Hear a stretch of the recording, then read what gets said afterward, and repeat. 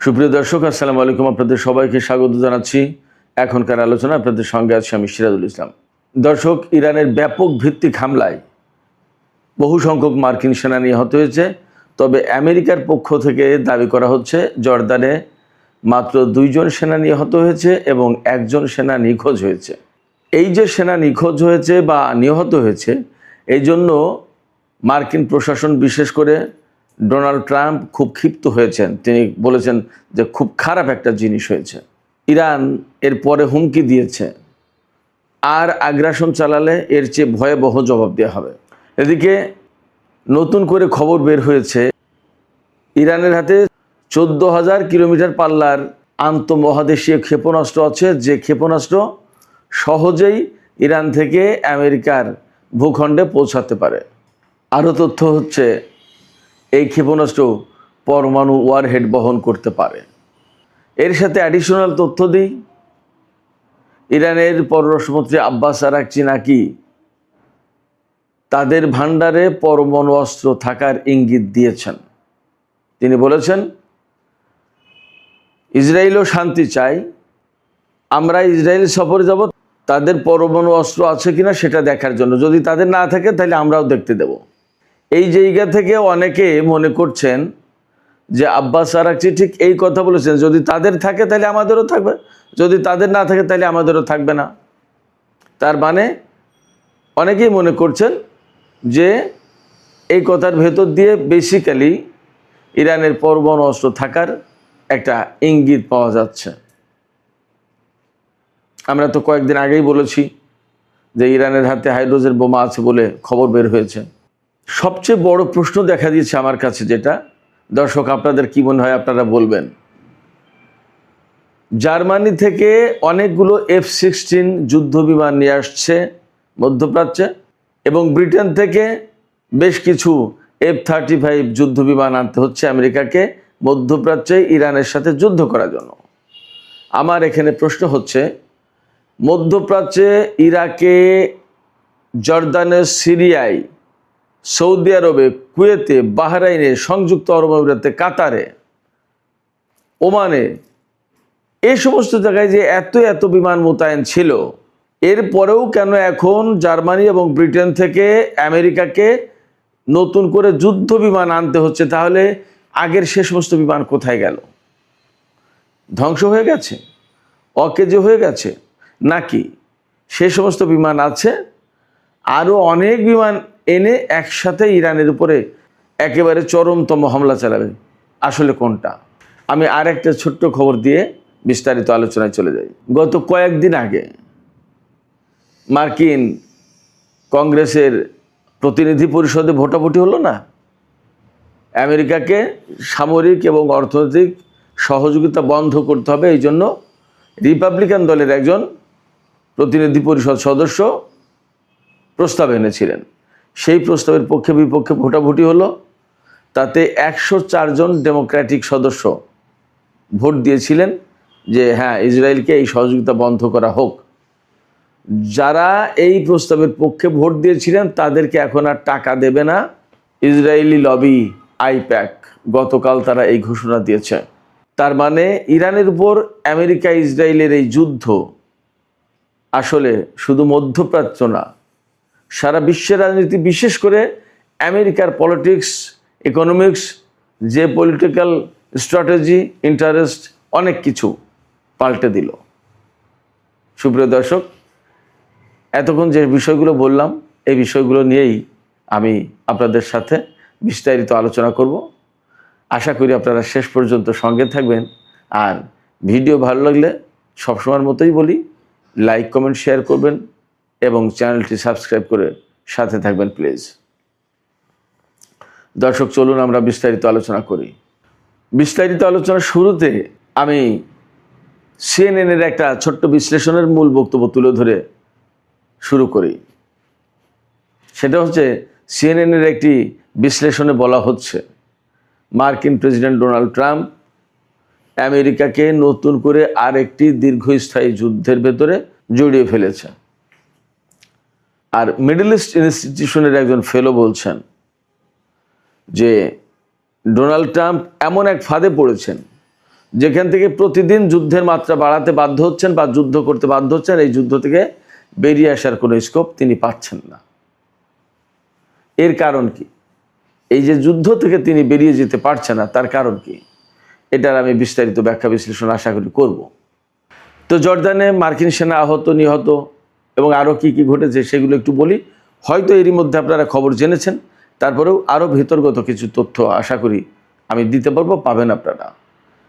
জর্দানে এমন মারাত্মক হামলা চালিয়েছে যে সামরিক মেসে, যেখানে সেনারা থাকে, খাওয়া দাওয়া করে, সেই জায়গায় ডাইরেক্ট ক্ষেপণাস্ত্র হামলা হয়েছে, একেবারে ডাইরেক্ট। এবং বিভিন্ন ভিডিওতে দেখা যাচ্ছে যে আমেরিকা পেট্রিয়ট ক্ষেপণাস্ত্র দিয়ে ইরানি ক্ষেপণাস্ত্র প্রতিহত করার, ইন্টারসেপ্ট করার চেষ্টা করেছে, কিন্তু একটাও কাজ আসেনি। সব ক্ষেপণাস্ত্র এদিকে ওদিকে ঘোরাঘুরি করছে, ওর ভিতর দিয়েই ইরানের ক্ষেপণাস্ত্র লক্ষ্যবস্তুতে আঘাত হানছে। এবং বিভিন্ন সূত্র থেকে বলা হচ্ছে, আমি তো আগেই বলেছি, ইরানও বলছিল যে আমরা এখনও আমাদের গুরুত্বপূর্ণ ক্ষেপণাস্ত্রগুলো ব্যবহার করিনি। নতুন নতুন যে সমস্ত ইনভেনশন আছে, নতুন নতুন যে সমস্ত ক্ষেপণাস্ত্র, অস্ত্র, সামরিক সরঞ্জাম আছে, এর অনেক কিছু এখনও আনটাস্ট, এখন ধরেনি, ছুঁয়ে দেখেনি ইরান। তো এখন যে সমস্ত ক্ষেপণাস্ত্র ব্যবহার করা হচ্ছে, ইরান ব্যবহার করছে, তার বেশিরভাগই খাইবার শেখান, ফাতা 110, তারপরে ক্ষুদ্রম সাহার, এই সমস্ত বড় বড় ক্ষেপণাস্ত্র, যে সমস্ত হাইপারসনিক এবং ব্যালিস্টিক মিসাইল, এই সমস্ত ক্ষেপণাস্ত্র এত গতিতে আঘাত হানে যে এই সমস্ত ক্ষেপণাস্ত্র ঠেকানোর মতো কোনো প্রযুক্তি আমেরিকা ইসরায়েলের হাতে নেই। তাহলে উপায় কি? কোনো উপায় নেই, নিরুপায়। এবং আমি আপনাদেরকে এই তথ্য দিই, আপনারা কেউ কেউ হয়তো ভাবতে পারেন যে আমি অতিমাত্রায় বাড়িয়ে বলছি।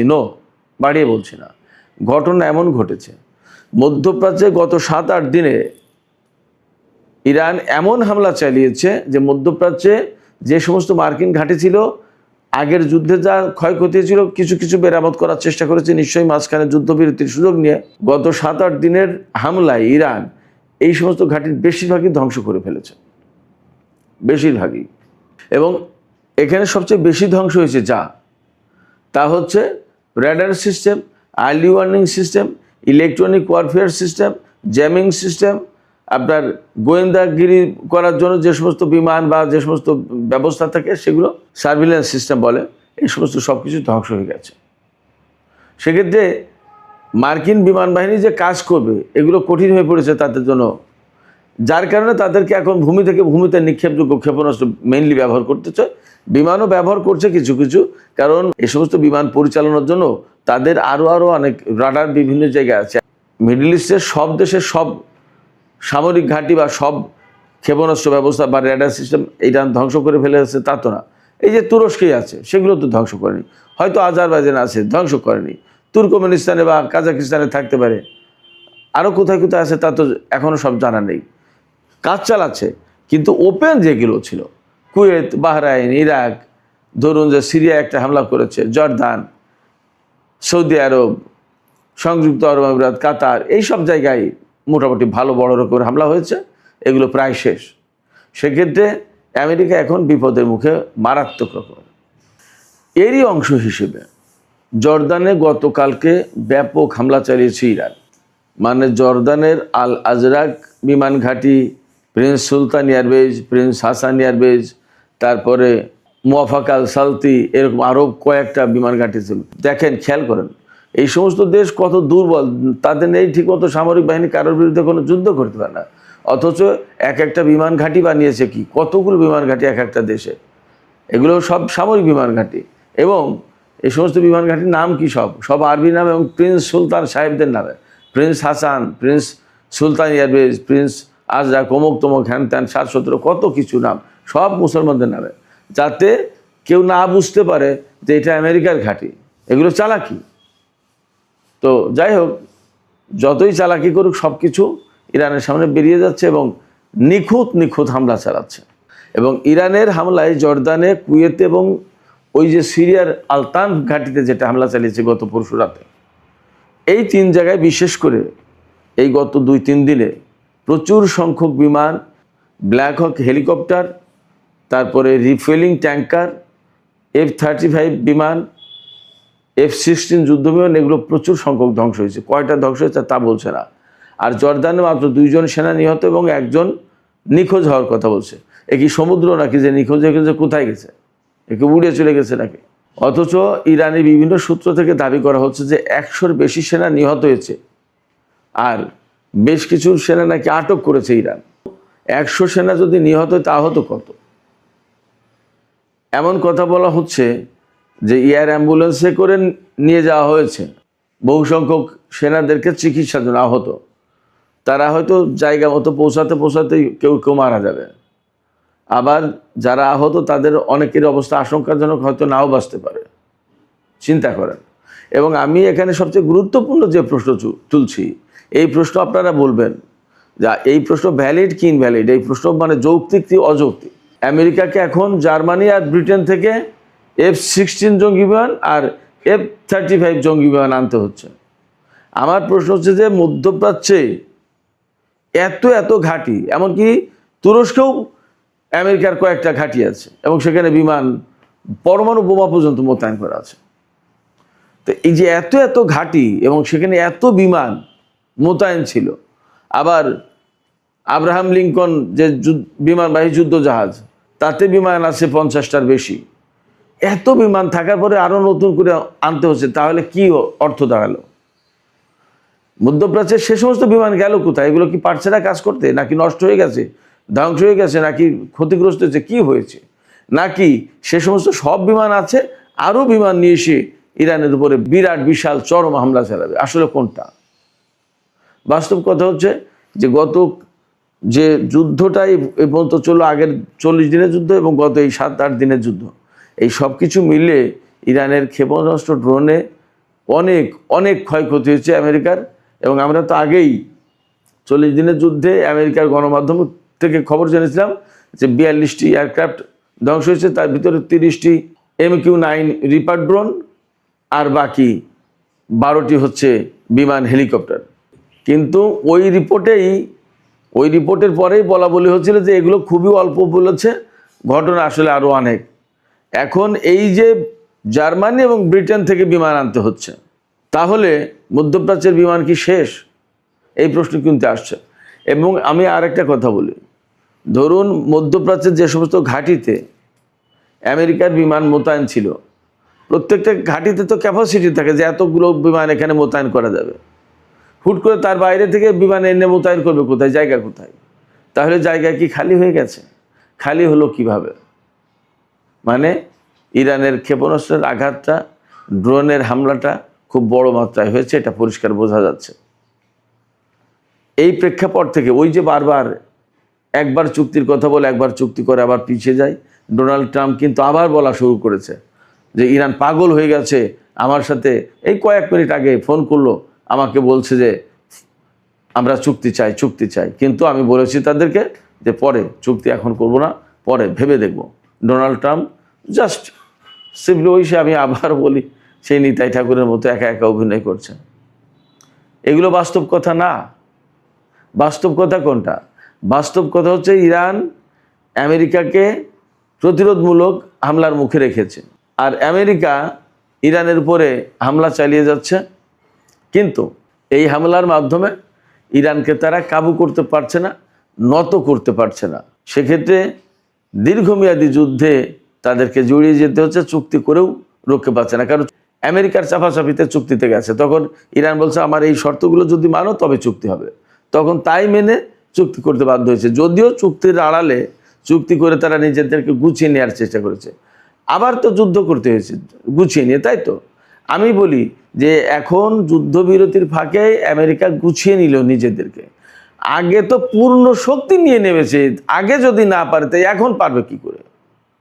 এবং এখন তো ইরান তাদের ড্রোন এবং ক্ষেপণাস্ত্রের উৎপাদন 3 গুণ বাড়িয়েছে, আগে যা উৎপাদন করতো তার চেয়ে 3 গুণ। বিকজ তারা বুঝতে পেরেছে এই যুদ্ধ শুরু হয়েছে, এই যুদ্ধ এখনই শেষ হবে না, এটা লং টার্মে যুদ্ধ করতে হবে। এই লং টার্মে যুদ্ধ করার জন্য তাদের অস্ত্র প্রয়োজন, সেইভাবে তারা নিজেদেরকে প্রস্তুত করছে। শুধু তাই না, এমন খবর বের হয়েছে এই যুদ্ধবিরতির ভেতরে আমেরিকা যেমন নিজেদেরকে গুছিয়ে নিয়েছে, তেমনি ইরানও গুছিয়ে নিয়েছে। কীরকম? ইরানের যে সমস্ত ক্ষয়ক্ষতি ছিল তাও ঠিকঠাক করার চেষ্টা করেছে। আপনারা জানেন সবাই, যে সমস্ত টানেলের ভিতরে ক্ষেপণাস্ত্রের ডিপো ছিল, সেই টানেলের মুখ হয়তো বন্ধ হয়ে গেছিলো বোমা হামলার কারণে। এখন এই যুদ্ধবিরতির পরে তারা এই মুখ খুলে পরিষ্কার পরিচ্ছন্ন করে রাস্তা আবার ক্লিয়ার করেছে। শুধু তাই না, বিপুল পরিমাণে তেল বিক্রি করেছে এই সময় ইরান, টাকা পেয়েছে। চীন থেকে ক্ষেপণাস্ত্র, ড্রোন তৈরির আরও রসদ এনেছে, জ্বালানি লাগে সেগুলো এনেছে। ডোনাল্ড ট্রাম্প বলেছেন তো সেদিন যে চীন এইগুলো দেয়া বন্ধ না করলে কেমন হয়, ইরানের কাছ থেকে তেল কেনা বন্ধ করতে হবে, ক্ষেপণাস্ত্র অনেক কিছু দিচ্ছে, অভিযোগ করেছে। চীন বলেছে যে এটা আমার বিজনেস, এটা তোমার বিজনেস, আমি কারে কি দেবো না দেবো, আমি কার কাছ থেকে তেল কিনবো না কিনবো, এটা আমার ব্যাপার, তুমি দেখতেই শোনাও। যুদ্ধবিরতিতে যে শুধু আমেরিকা নিজেদেরকে গুছিয়ে নিয়েছে তা তো না, ইরানও গুছিয়ে নিয়েছে। তো এখন এই যুদ্ধ যে আমেরিকা করছে তাতে লাভটা তার কি হলো? দেখেন, যুদ্ধের আগে হরমুজ প্রণালী খোলা ছিল, যুদ্ধের আগে কিন্তু শান্তি অবস্থা ছিল, আমেরিকার কোনো সেনা মারা যাচ্ছিল না, মধ্যপ্রাচ্যে এত ঘাঁটি সব ঠিকঠাক ছিল, আমেরিকার অসম্ভব দামি জবরদস্ত গর্জিয়াস সব বিমান হেলিকপ্টার অক্ষত অবস্থায় ছিল, সারা বিশ্বে আমেরিকার কি প্রভাব প্রতিপত্তি সব ছিল, সারা বিশ্বে তাদের কি ব্যবসা বাণিজ্য কত কিছু সব ছিল। এমনকি রিপাবলিকান দল এখন যে খারাপ অবস্থায়, মিড টার্ম ইলেকশনে একদম ভরাডুবির মুখে পড়েছে। এখন নভেম্বরের নির্বাচন, এই নির্বাচনে রিপাবলিকান দলের ভরাডুবি হবে, অথচ যুদ্ধ না হলে হয়তো এত ভরাডুবি হতো না। মার্কিন অস্ত্রের মজুদ শেষ, এটা আমার কথা না, খোদ আমেরিকার গোয়েন্দা সংস্থার কথা, আমেরিকার সামরিক বিশ্লেষকদের কথা, আমেরিকার মিডিয়ার কথা। তাহলে লাভটা কী হলো? যুদ্ধ করতে এসে যদি তার অস্ত্রের মজুদ শেষ হয়। শুধু তাই না, যুদ্ধ করতে এসে তার অস্ত্রের মজুদ এবং সামরিক বাহিনীর এত ক্ষয়ক্ষতি হয়েছে, এখন বাজেট প্রায় গত বছরের চেয়ে এবার ডাবল করতে হচ্ছে। $1.5 ট্রিলিয়ন বাজেট প্রস্তাব করেছে এবং আগের বাজেটের চেয়ে শতকরা 44% বেশি। এই টাকাটা তো ব্যয় হচ্ছে মার্কিন জনগণের ট্যাক্সের পয়সা। লাভটা কী হলো? শুধু তাই না, এখন যদি আমেরিকা যে নাকানি চুপানি খেয়েছে, সারা বিশ্বের কাছে যেভাবে অপমানিত হচ্ছে, এরপরে যদি পরাজিত হয়ে মধ্যপ্রাচ্য থেকে চলে যেতে হয় আমেরিকাকে, তাহলে ইসরায়েলের অস্তিত্ব কি হবে? তাহলে ইসরায়েলের অস্তিত্ব কি থাকবে? ইরান কি ইসরায়েলকে ছেড়ে দেবে? ডোনাল্ড ট্রাম্প কোন বুদ্ধি নিয়ে এই যুদ্ধ করলেন এবং লাভটা কি হলো তার? শুধু তাই না, মার্কিন রাজনীতিতে এই যুদ্ধ কতটা মারাত্মক প্রভাব ফেলেছে দেখুন। এই যুদ্ধের ভেতরেই তো গত 3-4 দিন আগে আমেরিকার কংগ্রেসের হাউস অফ রিপ্রেজেন্টেটিভে সেখানে ভোটাভুটি হয়েছে কি নিয়ে? ইসরায়েলকে আমরা আর সামরিক সাহায্য দেব না, আমেরিকার টাকা তাদেরকে দিতে হবে না, এই প্রস্তাব নিয়ে। এই প্রস্তাব তুলেছে কে? খোদ রিপাবলিকান দল, ডোনাল্ড ট্রাম্পের পার্টির একজন কংগ্রেসম্যান। প্রস্তাবের পক্ষে তিনি তো ভোট দিয়েছেন এবং ডেমোক্র্যাট দলের প্রায় অর্ধেক সদস্য ভোট দিয়েছেন। কংগ্রেসম্যান 104 জন ডেমোক্রেটিক সদস্য হাউস অফ রিপ্রেজেন্টেটিভের, তারা ভোট দিয়েছে প্রস্তাবের পক্ষে, অর্থাৎ ইসরায়েলকে সামরিক সহযোগিতা দেওয়া যাবে না। এই ঘটনার পরে যদিও প্রস্তাব পাশ হয়নি, রিপাবলিকানরা ব্যাপক বিরোধিতা করেছে, যার কারণে পাশ হয়নি। এই ভোটাভুটির পরে এখন আইপ্যাক, যেটা ইসরায়েলের পক্ষে লবিং গোষ্ঠী আর কি, লবি, মার্কিন প্রশাসনে এরা লবিস্ট হিসেবে কাজ করে, তারা বলছে যে যে সমস্ত ডেমোক্র্যাট সদস্য ইসরায়েলের বিরুদ্ধে, অর্থাৎ ইসরায়েলকে সাহায্য না দেওয়ার ব্যাপারে এই ভোটাভুটিতে অংশ নিয়েছিল, তাদেরকে আমরা আর ডোনেশন দেব না। খেয়াল করুন দুটো বিষয় এখানে। এক হচ্ছে ডেমোক্র্যাট এবং রিপাবলিকান দলের সব সদস্যই প্রায় আইপ্যাকের ডোনেশনে চলে, এই ডোনেশন দেওয়া বন্ধ করে দেবে, এটা গেল এক। আর আরেকটা হচ্ছে যে আইপ্যাকের কতটা প্রভাব আছে যে তারা মার্কিন কংগ্রেসম্যানদের ডোনেশন বন্ধ করে দেবে। তার মানে মার্কিন রাজনীতি চালায় কারা? এখান থেকে আপনারা পরিষ্কার হন।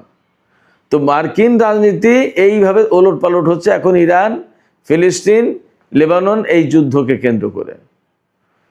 তাতে লাভটা আমেরিকার কি হয়েছে আপনারা কি কেউ কার্যত কোনো লাভ দেখাতে পারবেন? মনে হয় পারবেন না। চূড়ান্তভাবে ইরান যে পজিশনে আছে, এই পজিশনে যদি থাকে তাহলে আমেরিকাকে এখান থেকে পরাজিত হয়ে যেতে হবে। তখন মধ্যপ্রাচ্য এবং সারা বিশ্বের রাজনীতির টোটাল সমীকরণ পাল্টে যাবে এবং আমার বিশ্বাস তখন এককেন্দ্রিক বিশ্ব ব্যবস্থা থেকে বহুকেন্দ্রিক বিশ্ব ব্যবস্থায় চলে যাবে। সুপ্রিয় দর্শক, আজকের আলোচনা এখানেই শেষ করতে চাইছি।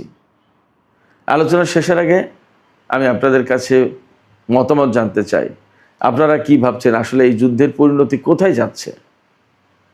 দীর্ঘমেয়াদী যুদ্ধে বছরের পর বছর যুদ্ধ চলবে, নাকি ইরান তার আগেই এই যুদ্ধ শেষের ব্যাপক চেষ্টা চালাবে এবং আমেরিকার বিরুদ্ধে চরমতম যুদ্ধ শুরু করবে এবং তার মধ্য দিয়ে যুদ্ধের শেষ হবে? আপনাদের কি মনে হয়? মতামত জানিয়ে কমেন্টে লিখুন।